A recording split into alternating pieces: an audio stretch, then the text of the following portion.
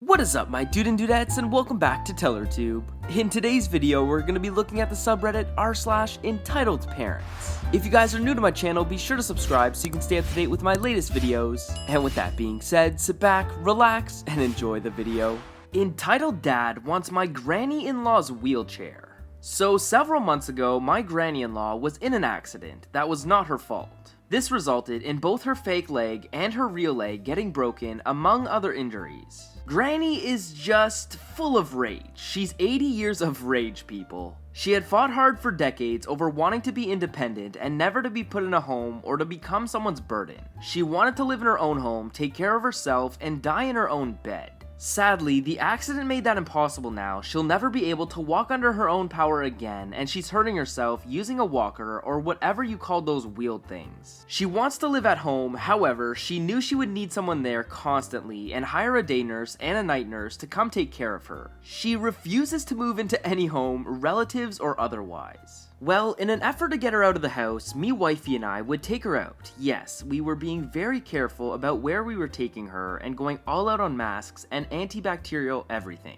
We tried to take her places that weren't too crowded but also wheelchair accessible. Well, a mall that was about an hour out of town had reopened. It's a sad place because many of the stores were closed and possibly would never get any new business. It was a dying building, but the food court still had excellent food. We went there today. The kids were off playing with some friends, so it was just me wifey, me granny, and meself taking laps around the mall and taking turns who pushes granny. Now, my granny was wearing a long skirt but didn't have her fake leg on. You couldn't really see that she had one leg unless you were looking very closely. So I kind of understand why this entitled dad thought my granny had two legs. See, we got hungry and went to the food court to get healthy, food to eat. We pulled up at a table and started to chow down. Then Entitled Dad appeared. I don't even need to transcribe this part. It's a dime a dozen story about an entitled parent that wants the wheelchair that someone else is currently using.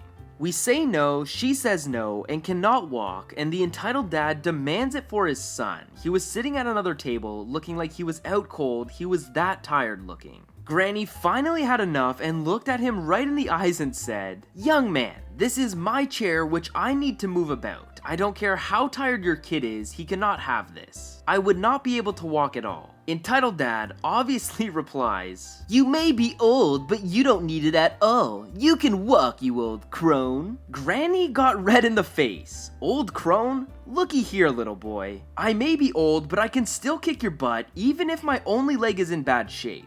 Entitled Dad scoffs at her. "I bet you're only faking about having one leg." Granny looked like she was going to yell again, except she just grinned. She turned her chair to him and lifted up her skirt. She showed him that she was indeed missing a leg. "Think I'm faking here, kid?" She goes in a snide tone. "Think this is a fake stump?" Entitled Dad looked embarrassed and tried to talk. Granny wouldn't let him. She actually lifted up her stump a bit. "Why don't you touch my stump? Come on. It might be a real stump, might be fake. Touch it and see. Touch my stump. If it's a fake stump, the chair is yours." The guy backed off and started for his table. Except Granny started to wheel after him, yelling at him, "Come on, touch my stump. You know you want to. Touch it." Me wifey was cracking up at this, so I had to be the one to grab her chair and bring her back. The entitled dad picked his son up and carried him out of there quickly. Granny was grumbling about how rude that man was, but she looked so damn proud of herself. What few people there that was in hearing range was also laughing, although two people looked disgusted at my granny-in-law. Screw them. At least that got some of her anger out of her system. The situation calmed her down a great deal and cheered her up.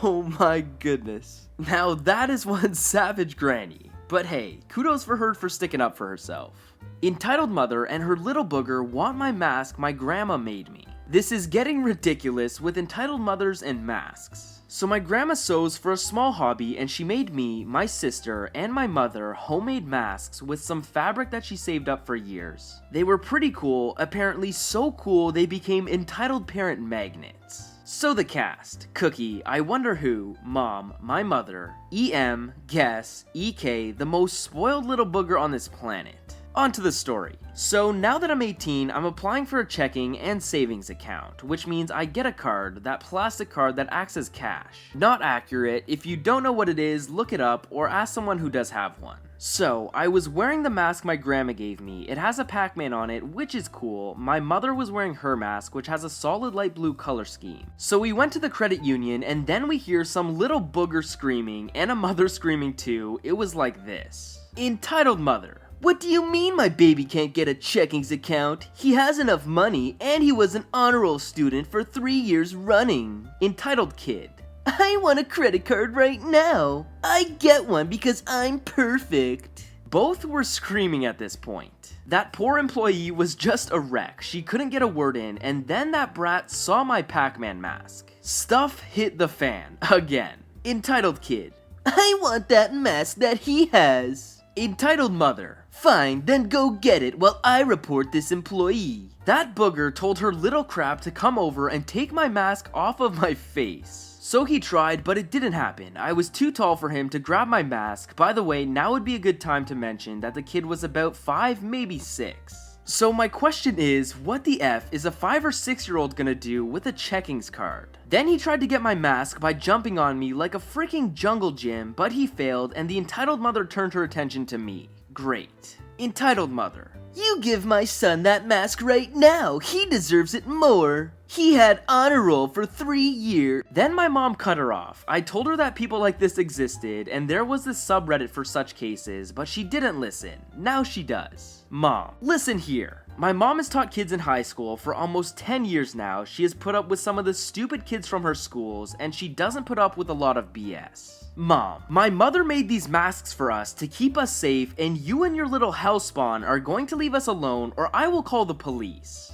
Entitled mother. But I don't give a rat's behind about your kid getting honor roll, and if he does, then you reward him. Don't pawn it off on others, it's your job to do that, not others. So if you want to reward him, then get your lazy butt up, get your money, then go get him something. She left, and her little booger too. My mom was steaming after that, but she calmed down and we went to get my card and accounts. Now I have a checking and savings account with a nice card to boot too. My mom is now looking on the subreddit to see if there's any truth to what we've experienced. She believes now, which is horrible. Stay safe everyone, and have a good one. Karen. I don't care. My son was on honor roll. He deserves it. Oh, and you. I want your mask right now. Give it to me. Shake my head. Mother made her 10-year-old daughter cut her hair and threw a tantrum when it wasn't good enough. I've got the pleasure of having a Karen as a mother, and you guys seem to like these stories, so here's another one. A little backstory before I begin. My mom hated me my whole life, favoring my little sister over me and mentally and physically abusing me most of my life until I left to live with my dad. I spent a lot of my young life trying to win her affection by doing the same things my sister did, like going to Pony Club when I didn't really want to, until I eventually gave up and didn't care what she thought anymore. My mom is 5'8", broad-shouldered, and a bit overweight, but strong from doing farm work most of her life. Needless to say, I was scared of her back then. This happened when I was 10 years old. In 2000, my mom is a huge choosing beggar and hates spending money when she didn't have to. This included going to a hairdresser. My sister was 7 at the time, so I was her next option for this mistake that she only made once. She came into my room and asked if I would cut her hair for her. I really didn't want to, practically begged her not to make me. But I was still in that stage of wanting her approval, so I reluctantly said yes. Big mistake. So, not knowing what I was doing, I cut her hair, and big surprise, I did a horrible job. It was salvageable if she went to the hairdresser to get it fixed, but she was too cheap and stubborn to do that. I was grounded for the rest of the week, except for going to school, and was made to do all of my sister's chores with a bit extra, such as shoveling the horse crap in the paddocks into a bucket and carting them into the bin. Anyone who's ever smelt fresh horse poo will understand why this task was exponentially bad and any other initiative chores she could come up with. For the rest of the week, she stomped around the house saying snarky comments like, "Why can't she be like her sister? At least she would have done a better job than OP. I can't go out looking like this. If we starve, then I know whose fault it is. Bloody useless kids around here. Why don't I have enough money? Oh, I know why." Meaning it was my fault that she didn't have a job and relied on my dad's child support payments for income. It wasn't until I was 15 that I finally stood up to her and her BS, which involved a glass jar to her head.